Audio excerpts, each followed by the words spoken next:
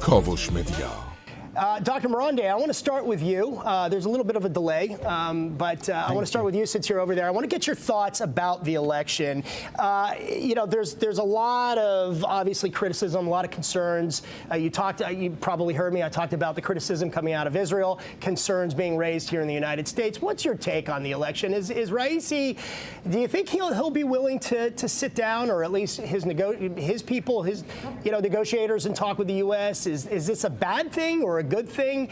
What's the overall tone there in Iran right now? Well, I think the major issue is that President Raisi, or President-elect Raisi, is not planning on appeasing the United States. That is the problem. That's why he's called a hardliner. The Iranians did a deal with the United States in the P5+1. It was called the JCPOA. And now the Americans want to retain some of the sanctions that have been put in place after the deal was signed, yet have the Iranians implement the deal in full. And Mr. Raisi is saying, no, that's nonsense. We're not going to do that. We've already had a deal. You abide by your commitments, and we abide by our commitments. Many people in the United States may not like the deal, but many people in Iran don't like the deal. But a deal's a deal. So since he's steadfast in that regard, the Americans, want to call him a hardliner. But I think it's a very rational and reasonable position.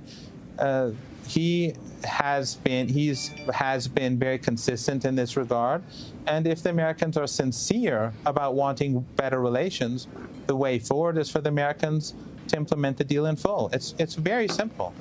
Even though it was a terrible deal for the West, it did nothing to curtail Iran's ballistic missile programs. It did nothing to curtail Iran's malign efforts throughout the Middle East.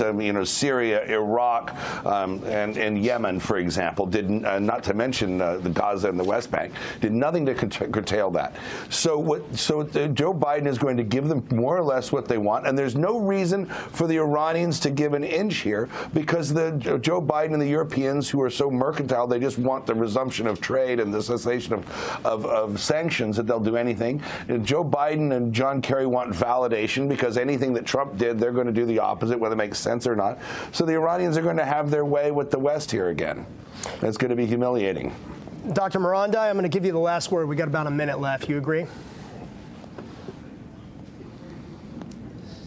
Well, what your guest is basically saying is that the United States is committing crimes against humanity by targeting women and children in Iran through these despicable sanctions, just like what they're doing in Venezuela and Syria and elsewhere. And what do they want in return? They want Iran to give up its defense capabilities, whereas the United States has surrounded Iran with military bases. It wants Iran not to be able to protect itself when the United States has murdered senior Iranian generals. It wants Iran not to fight against ISIS and al-Qaeda, which the United States helped create. We know that that Jake Sullivan, who is a national security advisor for Biden, in February 2012 said that al-Qaeda is on our side in Syria. So whose behavior in the region is malign, Iran or the United States? Who is helping with the Saudis to destroy Yemen? Who destroyed Libya? Who destroyed Syria through a dirty war? It's not Iran, it's the United States. Well, Iran will not give up its defense capabilities when the United States is constantly saying all options are on the table. Listen, guys, we are out of time. I know, John, you want to jump in. John, I'm going to give you 15 seconds. We are really out of time. I'm getting a hard wrap, but John, I'm going to let you jump in. Everybody in the Middle East recognizes the threat that Iran poses to peace in the region.